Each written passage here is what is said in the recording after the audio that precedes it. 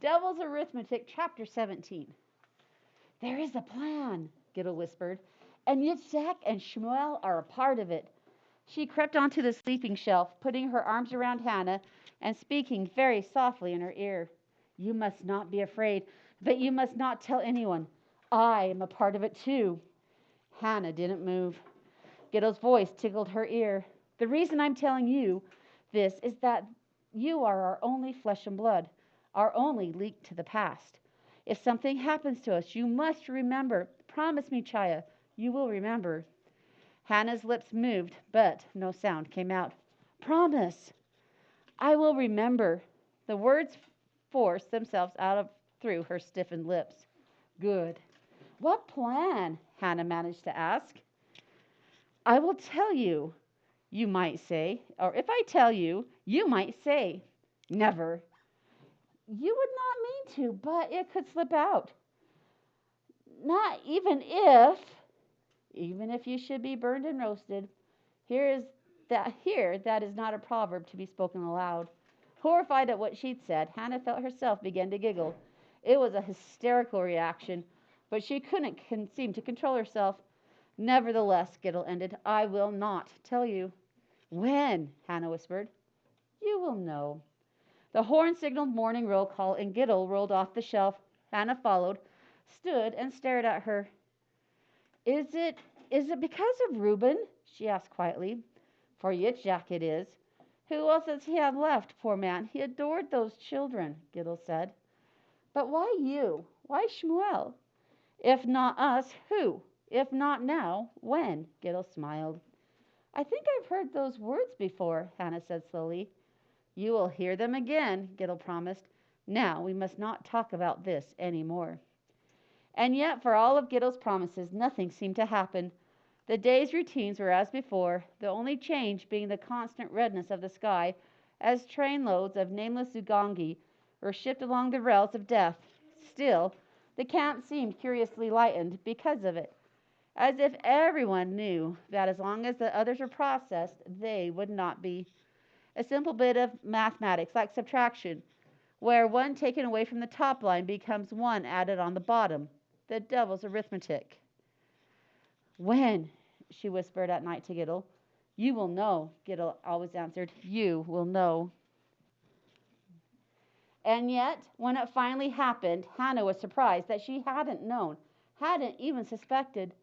There had been no signs or portents, no secret signals. Just an ordinary day in the camp, and at night when she went to bed on the hard, coverless shelf, trying to remember sheets and pillows and quilts, while all around her in the black barrack she heard the breathy sounds of sleeping women. A hand on her back and over her mouth startled her so, and she was too surprised to protest. Chaya, it is now, Giddle's voice whispered in her ear. Nod, if you understand. She nodded, opened her eyes wide, though it was too dark to see anything. The plan, she said, her words hot on Giddle's palm. She sat up abruptly and just missed smacking her head on the upper shelf. Giddle took her hand away. Follow me, she whispered. Am I a part of the plan? Of course, child. Did you think we would leave you in this hell? They crept to the door, and Hannah could feel her heart thudding madly. It was warm in the barrack, yet she felt cold.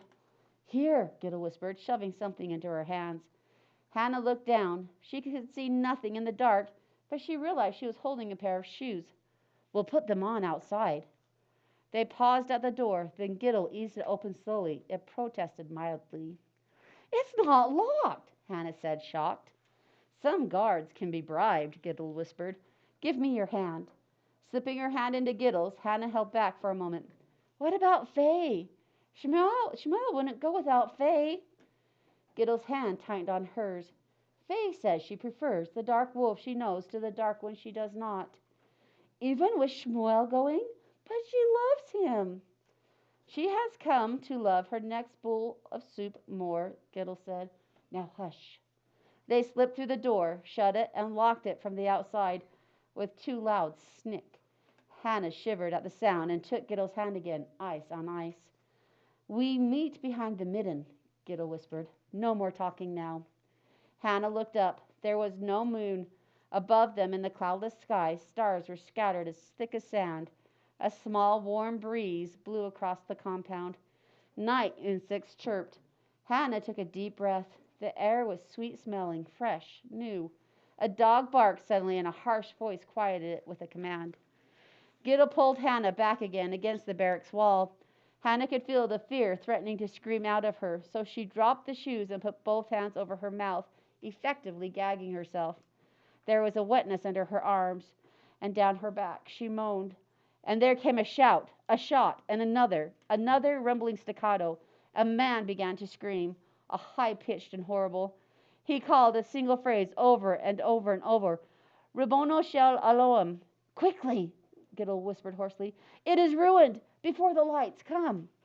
As she spoke, great spotlights raked the compound, missing them by inches and seeking the outer perimeter of wire fence and minefields and the woods beyond, where Hannah thought she saw shadows chasing shadows in the dark trees. Giddle dragged her back to the barracks door, slid the bolt open with one hand, and shoved Hannah inside with the other. They both sank gratefully onto the floor. What is it? The baklava's voice called out from her private room. Hannah's mouth opened. What could she say? They would be found out. They would be chosen. I went to get my bowl to relieve myself, Giddle called, her voice incredibly calm. And then shots began outside, and I was so frightened. I fell to the floor, dropping the bowl. She pushed Hannah away from her as she spoke. Crawling on her hands and knees, Hannah made it back across the room to her sleeping shelf. She lifted herself onto it gratefully, trembling so hard she was sure she would wake everyone. You Jews, the baklava's voice drawled sleepily. You can never do anything right or efficiently. That is why the Germans will finish you all off. If you have to relieve yourself, wait until the morning, or do it in your bed, or you shall have to deal with me. Yes, baklava, Giddle answered. And get to bed, the baklava added unnecessarily. Instead of going to her own shelf, Giddle crowded in with Hannah, hugging her so tightly that Hannah could hardly breathe. Yet she was glad not to have to lie there alone. Leaning back against Giddle, Hannah could feel the woman shaking with silent sobs. Then a sudden awful thought came to her. She couldn't turn over with Giddle there on the shelf, so she whispered to the wall, Giddle, Giddle, please. At last Giddle heard. What is it? The shoes, Giddle. I dropped the shoes outside. They'll know it was me out there. What will I do? What will I do? Do? The breathy voice whispered in her ear. Do? Why, you will do nothing, my darling child. Those were not your shoes. They were the Blokova's. I took them from outside her door because you deserved a better pair for such a difficult journey. They will discover her shoes in the morning. She began to laugh, muffling it against Hannah's back, a sound so close to sobbing that Hannah could not tell the difference. Chapter 18. The roll call in the morning was held under a brilliant sun, a sky so blue it hurt the eyes. The woods on the other side of the barbed wire fence burst with birdsong. Commandant Brewer himself stood at the front of the assembly, flanked by SS guards. Before him were 6 men in chains. Hannah recognized only Shmuel and the violin player from the klezmer band. The other 4 men were strangers to her. They had all been badly beaten, and 2 could not stand. Yitzhak, she whispered. Beside her, Giddle was silent. Yitzhak, she tried again. Hush. The commandant stared around the compound as if his mind were on other matters. Once he even looked up at the sky. At last he turned his attention to Shmuel, who stood, chin thrust out defiantly. Shmuel spat. A guard hit him with the butt end of his gun in the stomach, and Shmuel went down on his knees, but he made no sound. These men, Brewer began, these pieces of, in your Jew language, dreck, tried to escape last night.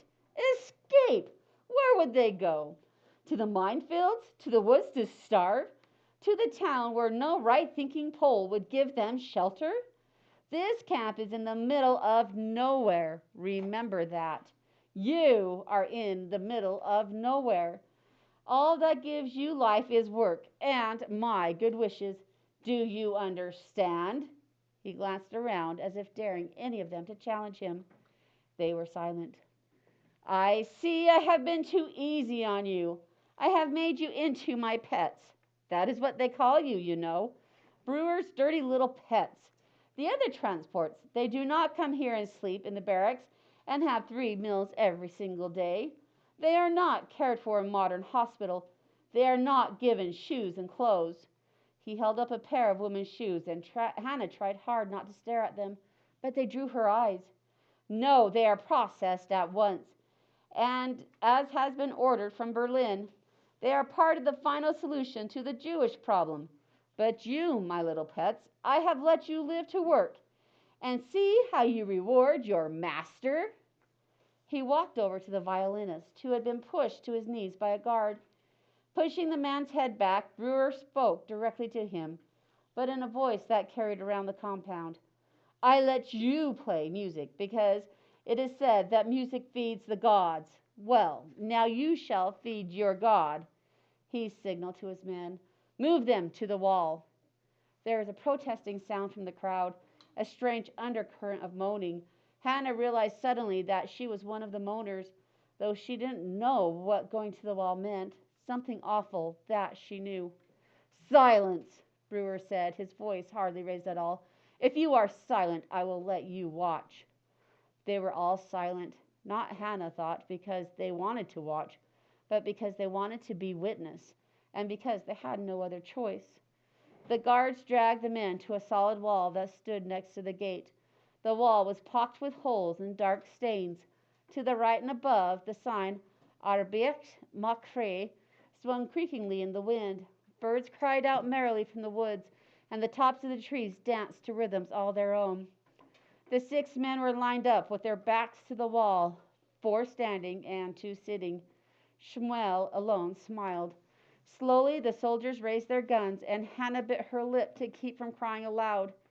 Shema Yisrael Adu Alinihu, the violinist began in a clear voice. The other men in the wall joined him, but Shmuel was silent, searching through the watching crowd, the same strange smile on his face. At last his lips moved, and Hannah read the word there, Faye. Shmuel! Came a loud wail, and Faye pushed through the crowd, flinging herself at his feet. She lifted her face to his and smiled. The sky is our canopy, God's canopy, the sky. He bent down and kissed the top of her head as the guns roared, a loud volley that drowned out birdsong, winds, and screams. When it was silent at last, the commandant threw the shoes on top of Faye's body. Let them all go up in the stack, he said. Call the commandos. Schnell. The soldiers marched off to the side of the compound, except for one, who opened the door into Lilith's cave. Out came 10 men in green overalls. Slow, though she'd heard of them, feared them, mourned them, Hannah had never seen any of them before. One, hardly more than a boy, put his fingers to his lips, and a shrill whistle pierced the air. The commandos lifted their heads at the sound, and in mocking parody of soldiers, marched over to the wall. They began to drag the dead bodies back toward the gate. The boy who had whistled stooped down and picked up Faye in his arms. His beardless face was grim, but there was no sign of sorrow or horror there. Still, he carried Faye as one might carry a loved one, with conscious tenderness and pride. Rivka whispered to no one in particular, That one carrying Faye, that is my brother, Wolf. The Bloklava came forward, a wooden spoon in her hand, and she dealt out blows right and left. Schnell, Schnell, scum! There is work to do, much work. Her voice held a note of hysteria. The hand with the spoon didn't rest, but the other hand was held stiffly by her side. It was wrapped in a broad bandage, of white stained with fresh blood. Gittel, Hannah said as they walked back toward the kitchen. Did you see? I saw, Gittel said, her voice ragged. I saw everything. I mean, did you see that Yitzhak wasn't there? Gittel turned, took Hannah by the arms, and stared at her. Yitzhak?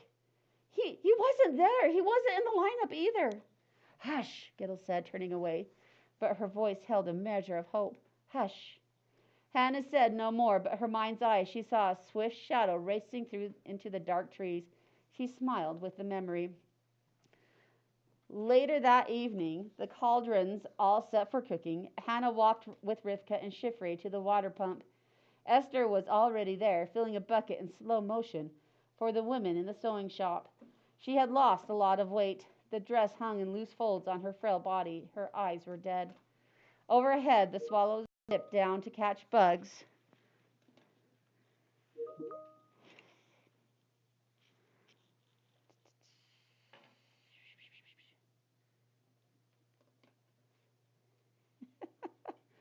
One moment to catch bugs rising from the ground. Then they soared back up beyond the barracks. Hannah watched them for a moment, scarcely breathing. It was as if all nature ignored what went on in the camp. There were brilliant sunsets and soft breezes. Around the commandant's house, bright flowers were teased by the wind. Once she'd seen a fox cross the meadow to disappear into the forest. If this had been a book, she thought, the skies would be weeping and swallows mourning by the smokestack. Her mouth twisted at the irony of it, and she turned to the three girls at the water pump. Suddenly, with great clarity, she saw another scene superimposed upon it. Two laughing girls at a water fountain, dressed in bright blue pants and cotton sweaters. They were splashing each other with water. A bell rang to call them to class. Hannah blinked, but the image held. Drawing a deep breath, she forced herself to bring the camp back into focus. It was like turning on a camera lens. One day she would see the water fountain, the other, the pump. Her heart was thudding under the thin gray dress. She was afraid to move. And then suddenly she made up her mind. Listen, she said to the girls at the pump. I have a story to tell you. A story? Chiffre looked up, her light-lashed eyes bright. You have not told us a story since the first day. She hesitated a minute, afraid to name the memory, afraid a guard might hear and somehow steal it away. At the wedding, Hannah said. Funny how saying it brings it back. At the wedding, at school, at home. Tell the story, Rivka pleaded. I would like to hear it. For the first time, she sounded like the 10-year-old she was. Hannah nodded. This isn't a once upon a time story, she said. This is about now and the future. I do not want a story about now, Esther said slowly. There is too much now. And not enough future, Chiffre added. Hannah moved close to them. Now. 6 million Jews will die in camps like this. Die. There, I've said the word. Does it make it more real or less? And how do I know 6 million will die? I'm not sure how, but I do. 6 million, Chiffre said. That's impossible. There are not 6 million Jews in the whole world.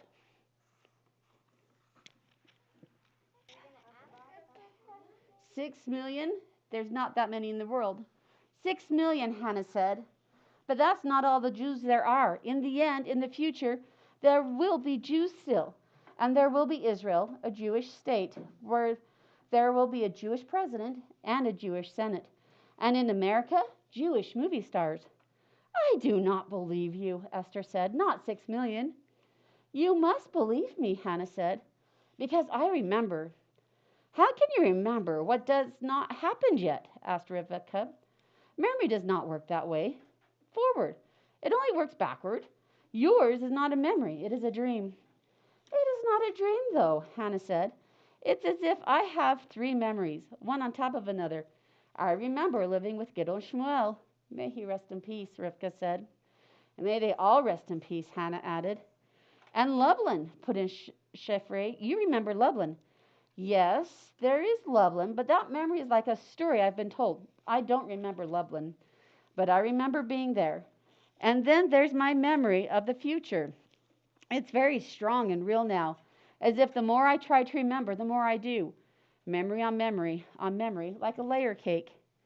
I remember cake, Chiffre said. Impossible, Esther said. Even crazy, Rivka pointed out. Nevertheless, Hannah said, I remember. And you must remember too, so that whoever of us survives this place will carry the message into that future.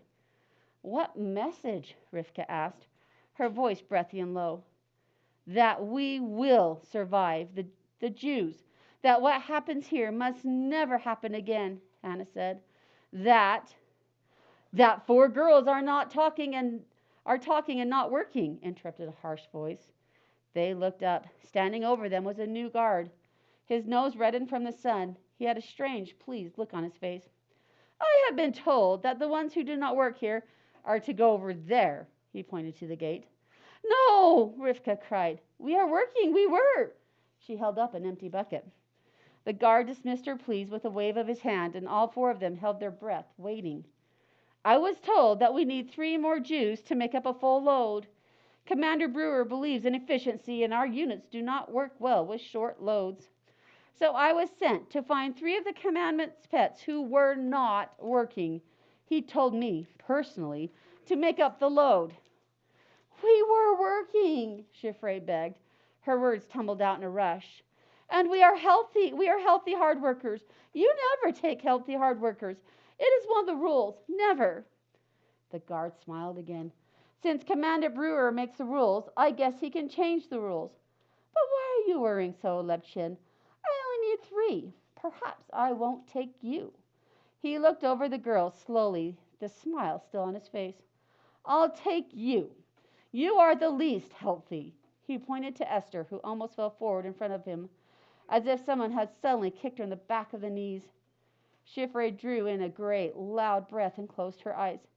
And you, he said playfully, putting a finger on Chiffre's nose, almost as if he were flirting with her, because you protest too much after all. And Hannah let out her breath as slowly as she dared. She did nothing to call attention to herself, to stay alive one more day, one more hour, one more minute. That was all any of them thought of. It was all they could hope for. Rivka was right. What she had was not a memory, but a dream. But, and you, with the babushka, like a little old lady, I'll take you too. He pointed to Rivka, winked at Hannah, then turned and marched smartly toward the gate, confident that choosing girls would follow. Rivka gave Hannah a quick hug. Who will remember for you now? She whispered. Hannah said nothing. The memories of Lublin and the shuttle and the camp itself suddenly seemed like dreams. She lived, had lived, would live in the future. She or someone with whom she shared memories. But Rivka had only now. Without thinking through the why of it, Hannah snatched the kerchief off Rivka's head. Run, she whispered. Run to the midden, run to the barracks, run to the kitchen. The guard is new. He won't know the difference. One Jew is the same as another to him. Run for your life. Run for your future. Run, run, run, and remember. As she spoke, she shoved Rivka away, untied the knot of the kerchief with trembling fingers, and retied it on her own head. Then, as Rivka's footsteps faded behind her, she walked purposefully, head high, after Chiffre and Esther. When she caught up with them, she put her arms around their waists as if they were 3 schoolgirls just walking in the yard. Let me tell you a story, she said quietly, ignoring the fact that they were both weeping. Chiffre loudly, and Esther with short little gasps. A story I know you both will love.